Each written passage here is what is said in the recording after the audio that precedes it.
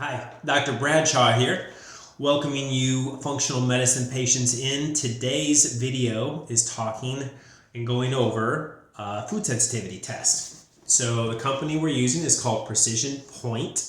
It is a blood test. You will have this do-it-yourself kit at home. So make sure, if this isn't the kit that you have in front of you, you get that kit in front of you. Speak to my office if you need to. But we're going to go through the contents of it first and talk about how this test is actually going to run. Because we're going to learn, using this test, what type of food sensitivities you have.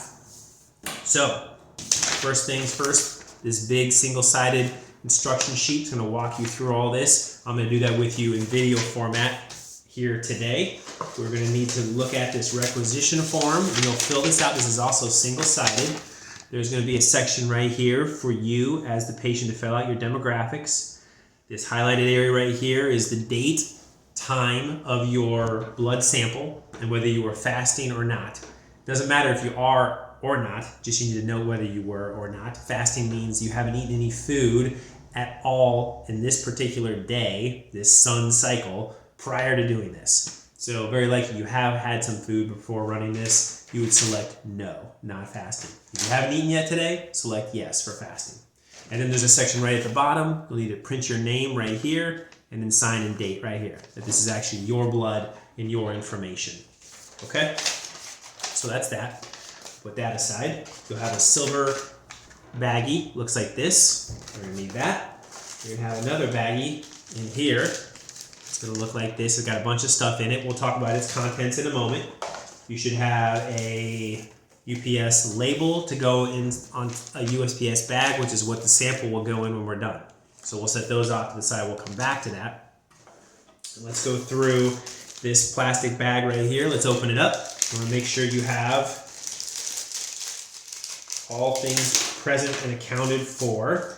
You should have 4 of these lancets. This is what you're going to use to break the skin.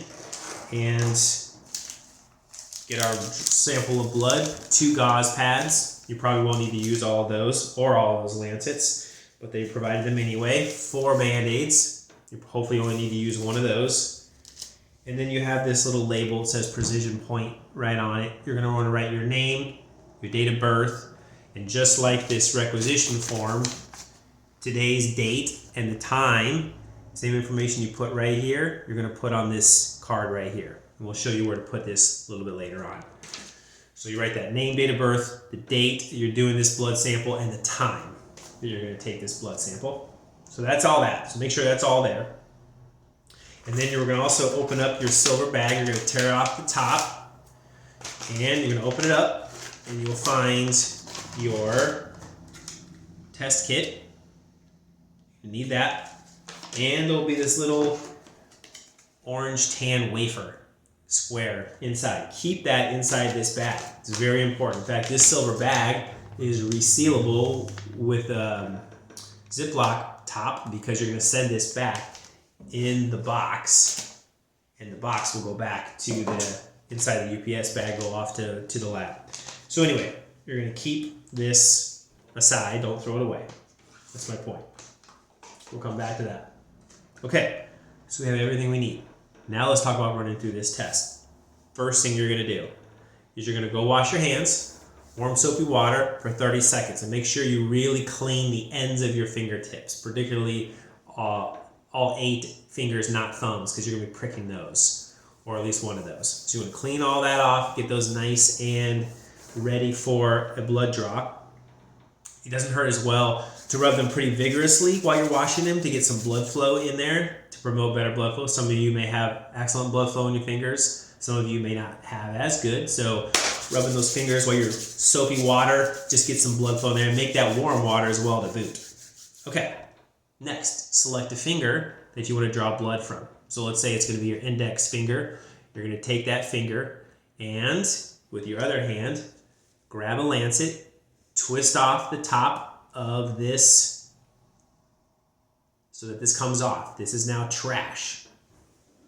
You're going to take this white end and you're going to push it, put your hand down on the table or something hard, firm, counter, something like that, so your finger can't move. You're going to push this down onto your finger, continue to holding right here, pinching it, Push down until you get a click. You obviously will feel as the needle pierces your skin, you'll get a little blood drop out of that, okay? So you're going to then, once you have that pricked, you should see a little red dot forming. You might need to take your finger at the base and stroke towards the blood spot to promote better blood flow down the finger. Some of you won't need that at all. You'll have a blood spot that appears immediately. That's what we're going to use for our source of blood, okay? You can also, for the sake of, if you were a fast bleeder, a strong bleeder, so to speak, you might want to have that gauze pad out and ready, just in case it's really coming out pretty quick. Now, we recommend that that first little drop of blood that pops up, that you don't actually use that. You take your gauze, wipe that off, so there's no blood, and then get that next blood drop. That's what you're going to use. So keep that gauze aside, just in case you start to get quite a bit of blood. At any point, you can wipe it off with your gauze, get another drop of blood. You can always add a new drop of blood to what we're doing here, okay? So if it's quite a strong blood flow, wipe it, and I'll show you what to do. So once you have that blood drop on your finger, you're going to take your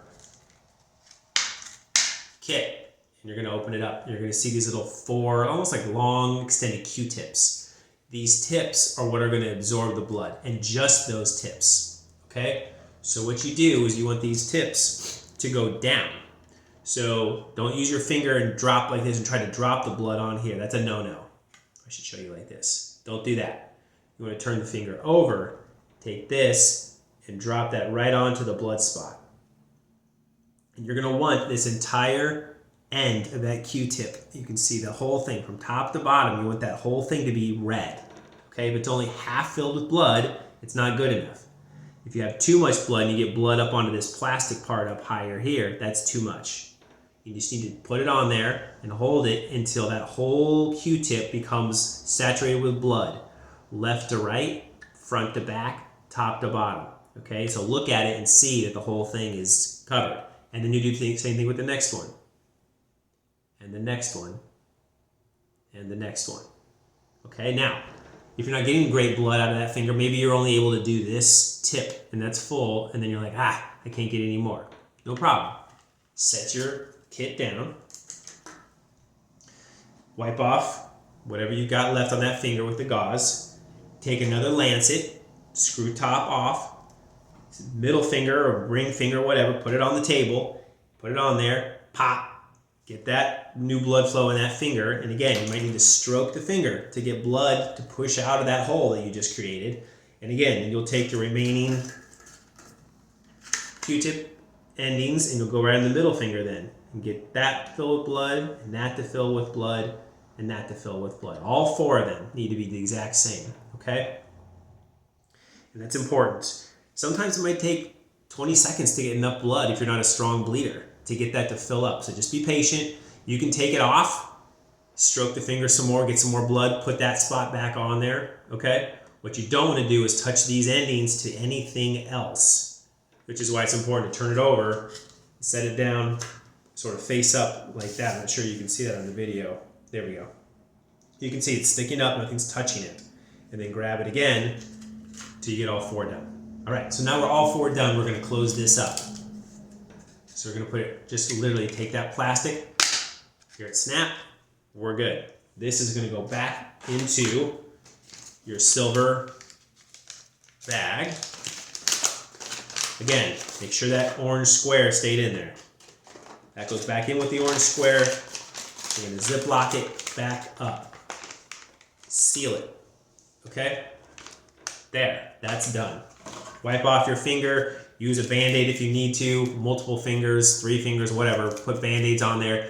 Make sure you're all good to go with that. So we're done with the gauze pads. We're done with the lancets. We're done with the Band-Aids. You might want to keep the ones you didn't use. Little gift from the lab. So all that can go in the trash. Okay?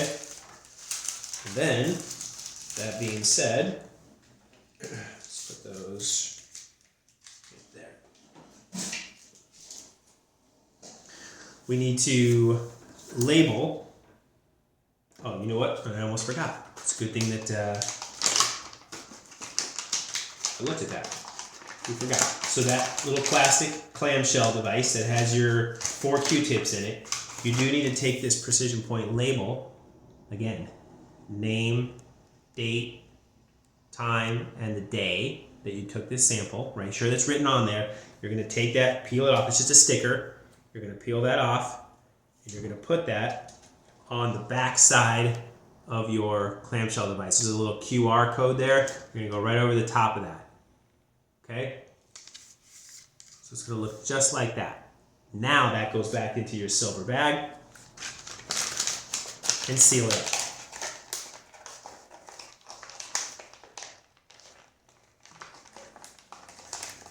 Got it. And then this, plus your requisition form, don't forget, that has to go in there. Silver bag, requisition form goes into the box. So right in there, we're going to close it up. And then we're going to take that box, once that's closed up, and the box is going to go into your UPS bag. Pretty straightforward. Open that up. There's a little desiccant towel in there that needs to stay in there, just in case it gets sweaty on the way to the lab. Keeps it dry. Take your plastic bag, little layer right here. You're gonna peel that off.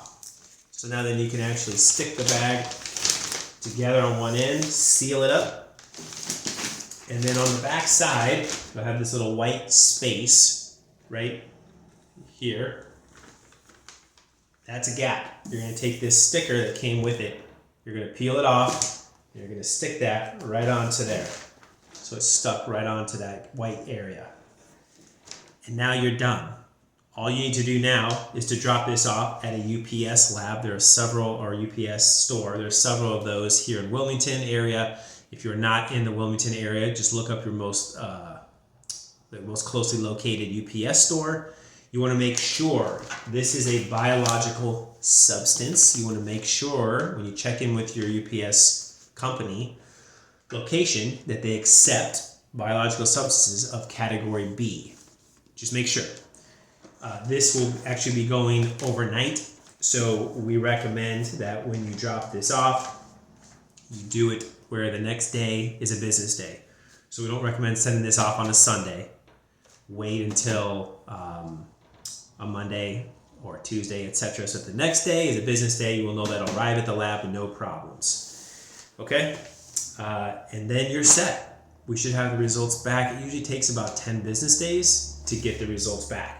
Once we do, we will go over them. You'll get to find out what food sensitivities you do or do not have. So, thank you for following along today. Follow your directions closely, and we look forward to helping you with functional medicine.